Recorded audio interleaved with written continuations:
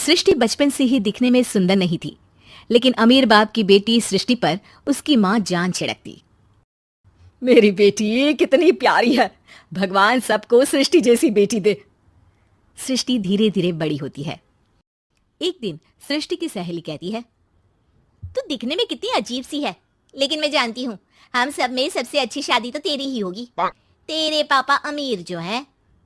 और बता नहीं सकते यार, दहेज तो हर कोई देता है, ये क्या ज्यादा ले जाएगी अपने पति के लिए? अरे बड़े शहर में कोठी है इसके पापा की। अरे पापा की है ना, कौन सी इसकी है? इसकी होती तब तो कोई भी लड़का इससे शादी कर लेता। अरे पापा की मतलब पापा की है तो मेरी ही है ना। किसने कहा? अब तेरी तो तब होगी ना जब तेरा भाई ना हो। वैसे भी शादी के बाद सारी प्रॉपर्टी भाई के नाम होती है। सृष्टि समझ जाती है कि उसे किसी भी हालत में माँ बाप की सारी प्रॉपर्टी को अपने नाम करना है, लेकिन कैसे? एक दिन सृष्टि का भाई शीनू कहता है, बहन क्या कर रही है? तुझसे एक बात करनी है। अरे हाँ हाँ करना, मैं तो तेरी बहन हूँ। बहन मेरी लाइफ में ना एक लड़की है, बहुत अच्छी है। मैं सोच रहा हूँ माँ और पापा से बात करूँ शादी के लिए। सृष्टि को समझ में आ जाता है कि भाई की शादी होते ही भाभी उसे एक दिन भी घर में बर्दाश्त नहीं करेगी। क्या बात है भाई, बताना कौन है वो? यार वो बहुत अच्छी लड़की है, पढ़ी लिखी है, मेरे साथ जॉब भी करती है। बस एक प्रॉब्लम है। हाँ प्रॉब्लम? क्या प्रॉब्लम है भाई? यार वो शादीशुदा है, लेकिन उसके पति ने उसे सिर्फ इसलिए छोड़ दिया क्योंकि उसके माँ बाप दहेज नहीं दे पाए। सृष्टि ये सुनकर न जाने क्यों खुश हो जाती है। अरे भाई तो क्या हुआ, लड़की तुझे तो पसंद है ना? शीनू को लगता है कि बहन उसे समझ रही है। वो इस बात से अनजान होता है कि उसकी बहन की मंशा पूरा घर हड़पने की है। सृष्टि अपनी माँ से कहती है, मम्मी मुझे तो बहुत चिंता है, पता है शीनू क्या कर रहा है? अरे क्या कर रहा है, वो तो काम पर जाता है और वापस घर आता है। नहीं ना माँ, वो यही तो नहीं कर रहा, बाकी सब कर रहा है। आपको पता है उससे प्यार है, और वो भी एक शादीशुदा लड़की से। हैं? ये क्या हो गया? मैं सोसाइटी में क्या मुंह दिखाऊंगी? अरे तेरे पापा तो यही कहेंगे कि मैंने ही उसे बिगाड़ दिया है। माँ देखो, मेरी बात मानो, पापा पर भी विश्वास करने की जरूरत नहीं है। अब आप ही बताओ, पापा इतनी देर घर के बाहर रहते हैं क्यों, बोलो? अरे बेटा वो तो नौकरी करते हैं ना। तू बहुत भोली है माँ। पापा का ऑफिस तो 7 बजे खत्म हो जाता है, लेकिन देखो कितनी देर से आते हैं। अरे नहीं नहीं बेटा, ऐसी कोई बात नहीं है। सृष्टि माँ को एक औरत से बात करते पिता की फोटो दिखाती है। देखो माँ कैसे हैं पापा, मैं ना कहती थी कि पापा सही नहीं है। मैं तेरे पापा से बात करूंगी, दे फोटो मुझे। ओ माँ, वो तो डिलीट हो गई। लेकिन चल, तूने तो देख लिया ना, पापा से बाद में बात कर लेना। और हाँ, मेरा नाम बिल्कुल मत लेना। हाँ माँ। अब क्या था, सृष्टि के माँ और पिता के बीच झगड़ा होना शुरू हो जाता है। सृष्टि के मन में क्या चल रहा था कोई नहीं जानता था। एक दिन, माँ सृष्टि के लिए एक लड़का देखा है, वो लोग शाम को उसे देखने आने वाले हैं। और हाँ माँ, एक खुशखबरी, मैं और पापा मिलकर एक नया बिजनेस ट्राई कर रहे हैं। शाम को लड़का आता है, सांवले रंग का।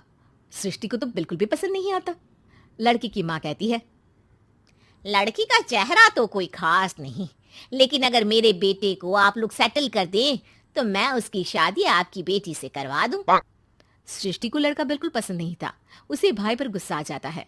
लड़के वालों के जाने के बाद कहती है, माँ दिखा, शीनू मेरे लिए कैसा लड़का लेकर आया, न दिखाने लायक न सुनने लायक, सेटल भी नहीं, वो भी हम करे।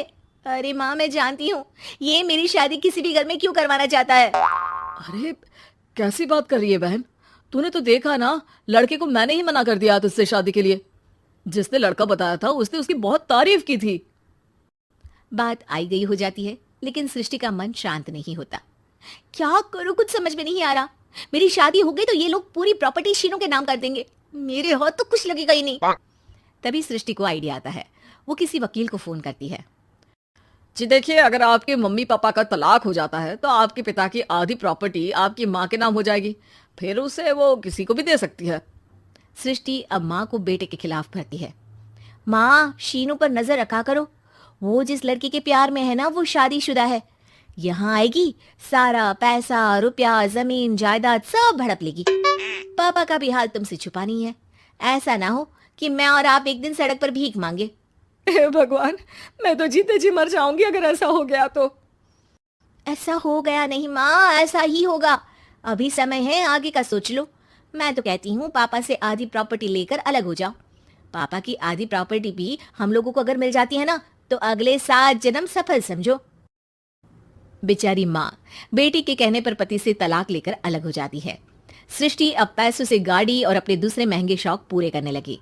उसके दोस्त भी उसके पैसे इस्तेमाल करते। सृष्टि, कल तुम कहाँ थी? मैं सारा दिन घर पर अकेली थी। तो मैं क्या करूं? मैंने ठेका तो नहीं लिया है ना तुम्हें संभालने का। माँ को सृष्टि से ये उम्मीद नहीं थी। वो बैठकर रोने लगती है। वहीं उसका पति यानी कि सृष्टि के पिता आ जाते हैं। मैं जानता था कि तुम्हारा यही हाल होगा, तो आपने मुझे रोका क्यों नहीं? मैं रोकता तो तुम रुकती क्या? सृष्टि के कहने पर तुमने मुझ पर अपने बेटे पर शक किया, लेकिन तुम ये भूल गई कि कैसे हम दोनों ने मिलकर जीवन में इतना सब खड़ा किया। माँ पति के गले लग जाती है। मुझे माफ कर दीजिए, मैंने आपकी कमाई का एक बड़ा हिस्सा गवा दिया। कोई बात नहीं, तुम साथ हो तो मैं ऐसी 7 प्रॉपर्टी खड़ी कर दूंगा। तभी वहां सृष्टि आ जाती है रोते हुए। माँ, मयंक ने मुझे छोड़ दिया। वो बोल रहा था जब तक मेरे पास पैसे थे तब तक ही वो मेरे साथ था। पापा, माँ, मुझे माफ कर दीजिए।